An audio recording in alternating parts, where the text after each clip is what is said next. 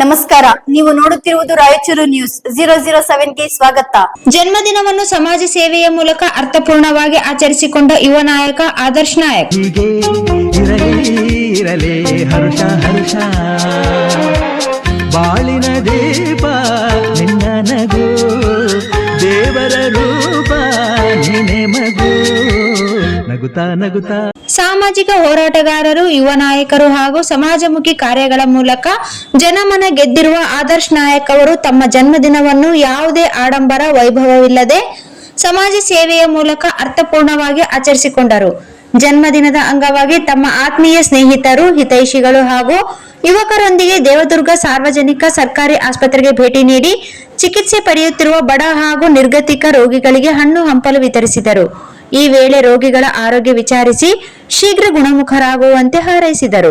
ಆಸ್ಪತ್ರೆಯಲ್ಲಿ ದಾಖಲಾಗಿದ್ದ ರೋಗಿಗಳ ಮುಖದಲ್ಲಿ ಮೂಡಿದ ಸಂತಸ ಎಲ್ಲರ ಗಮನ ಸೆಳೆಯಿತು. ಈ ಸಂದರ್ಭದಲ್ಲಿ ಮಾತನಾಡಿದ ಆದರ್ಶ್ ನಾಯಕ್ ಅವರು, ಜನ್ಮದಿನವೆಂದರೆ ಕೇವಲ ಸಂಭ್ರಮಿಸುವ ದಿನವಲ್ಲ, ಸಮಾಜಕ್ಕೆ ನಮ್ಮಿಂದಾದ ಸೇವೆಯನ್ನು ಸಲ್ಲಿಸುವ ಅವಕಾಶವೂ ಹೌದು. ಬಡವರು, ಸಂಕಷ್ಟದಲ್ಲಿರುವವರು ಹಾಗೂ ಅಗತ್ಯವಿರುವವರ ಮುಖದಲ್ಲಿ ನಗು ಮೂಡಿಸುವುದೇ ನನ್ನ ಜನ್ಮದಿನದ ನಿಜವಾದ ಸಂತೋಷ. ಸಮಾಜ ಸೇವೆ ಮತ್ತು ಜನಪರ ಹೋರಾಟವೇ ನನ್ನ ಜೀವನದ ಮುಖ್ಯ ಗುರಿಯಾಗಿದ್ದು, ಮುಂದೆಯೂ ಇದೇ ರೀತಿಯ ಸೇವಾ ಕಾರ್ಯಗಳನ್ನು ನಿರಂತರವಾಗಿ ಮುಂದುವರಿಸುತ್ತೇನೆ ಎಂದು ಹೇಳಿದರು. ಆದರ್ಶ್ ನಾಯಕ್ ಅವರ ಈ ಸರಳ ಹಾಗೂ ಸಮಾಜಮುಖಿ ಆಚರಣೆಯನ್ನು ಆಸ್ಪತ್ರೆಯ ರೋಗಿಗಳು, ಸಿಬ್ಬಂದಿ ಹಾಗೂ ಸಾರ್ವಜನಿಕರು ಮೆಚ್ಚುಗೆ ವ್ಯಕ್ತಪಡಿಸಿದರು.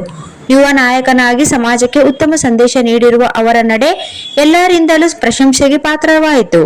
ಈ ಕಾರ್ಯಕ್ರಮದಲ್ಲಿ ಆದರ್ಶ್ ನಾಯಕ್ ಅವರ ಆತ್ಮೀಯ ಸ್ನೇಹಿತರು, ಯುವ ಮುಖಂಡರು ಆದ Suresh Nayak Chintalkunta, Ravi Prakash Akarakki, Hanumantharaya Nayak commander, THO Banadesh, doctor Gangadhar, ಸಿಬ್ಬಂದಿ ವರ್ಗ ಹಾಗೂ ಶಾಂತಕುಮಾರ್ ಹೊನ್ನತಿ ತಾಲೂಕು ಅಧ್ಯಕ್ಷರು, ಎಂಆರ್ಎಚ್ಎಸ್ ಎಲ್ಲನಗೌಡ ಕೊತ್ತದೊಡ್ಡಿ, ಕೆಆರ್ಎಸ್ ಪಕ್ಷ ತಾಲೂಕು ಅಧ್ಯಕ್ಷರು ವೆಂಕಟೇಶ್ ರಾಠೋಡ್, ಮನು ಅಲಬನೂರು, ಇನ್ನು ಅನೇಕ ಹಿತೈಷಿಗಳು ಹಾಗೂ ಬೆಂಬಲಿಗರು ಭಾಗವಹಿಸಿ ರೋಗಿಗಳಿಗೆ ಹಣ್ಣು ವಿತರಿಸುವ ಸೇವಾ ಕಾರ್ಯದಲ್ಲಿ ಕೈಜೋಡಿಸಿದರು.